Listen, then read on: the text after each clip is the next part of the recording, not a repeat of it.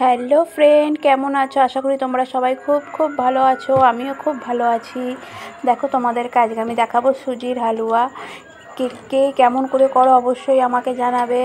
আমি কেমন করে করি সেটাই তোমাদেরকে দেখালাম। আর ভিডিওটা ভালো লাগলে অবশ্যই লাইক, শেয়ার, কমেন্ট করতে ভুলবে না। অবশ্যই চ্যানেলটা সাবস্ক্রাইব করে দিও। তা তোমাদের একটা লাইকই আমাকে অনেক মনে জোর জোগায় নতুন নতুন ভিডিও করতে। তা অবশ্যই দেখো ভিডিওটা কেমন লাগলো আমাকে কিন্তু কমেন্টে অবশ্যই জানাবে। দেখো, প্রথমে কড়া গরম করে একটু অল্প সামান্য ঘি দিয়ে দিলাম।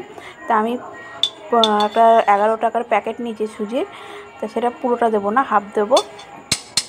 তা দেখো, প্রথমে ঘিটা গরম করে নিচ্ছি, নিয়ে তারপরে সুজিটা হালকা করে ভেজে নেবো।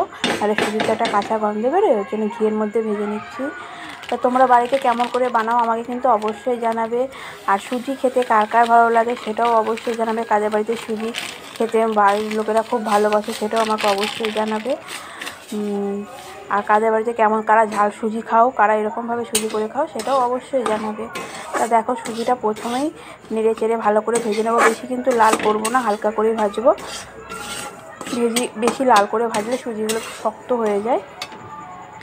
তা ওইটা শুধু খেতে ভালো লাগে, কিন্তু আমি রুটি দিয়ে খাওয়ার জন্য করছি।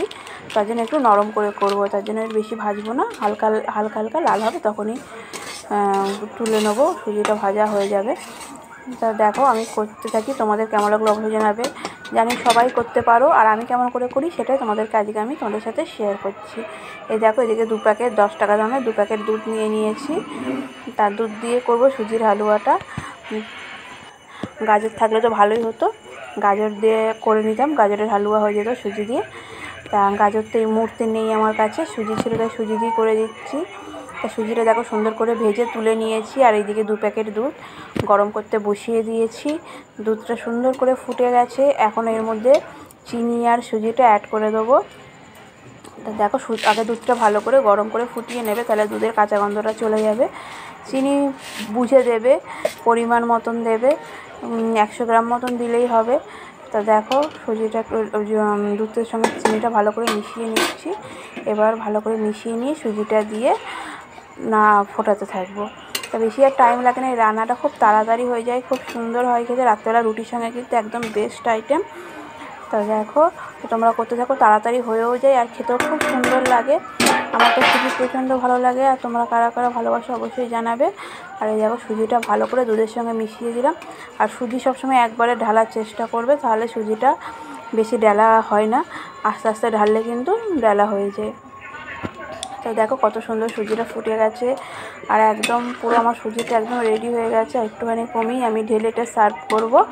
তো তোমরা অবশ্যই জানাবে তোমাদের কার কার ভিডিওটা ভালো লাগলো। আর অবশ্যই লাইক, কমেন্ট, শেয়ার করতে ভুলবে না। চ্যানেলটা অবশ্যই সাবস্ক্রাইব করে দেবে।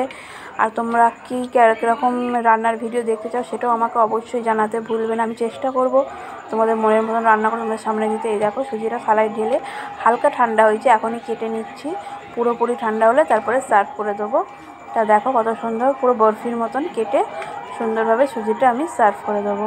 সবাই ভালো থেকো, সুস্থ থেকো, ভালো খাও, ভালো থাকো, সুন্দর আনন্দেতে থাকো। তোমাদেরকে অনেক অনেক ভালোবাসা রইলো। সবাই খুব ভালো থেকো। আর কাদের কাদের ওখানে বৃষ্টি হয়েছে সেটাও অবশ্যই জানাবে। আমাদের এখানে যে বৃষ্টি হয়েছে, ওয়েদার খুব সুন্দর ঠান্ডা আছে। আর তোমরা কারা কারা গরমে কষ্ট পাচ্ছ সেটাও অবশ্যই বলবে। ঠিক আছে, সবাই ভালো থেকো, সুন্দর থেকো, সুস্থ থেকো। আমি তোমাদেরকে নতুন নতুন রেসিপি দেওয়ার চেষ্টা করব। Tata, by.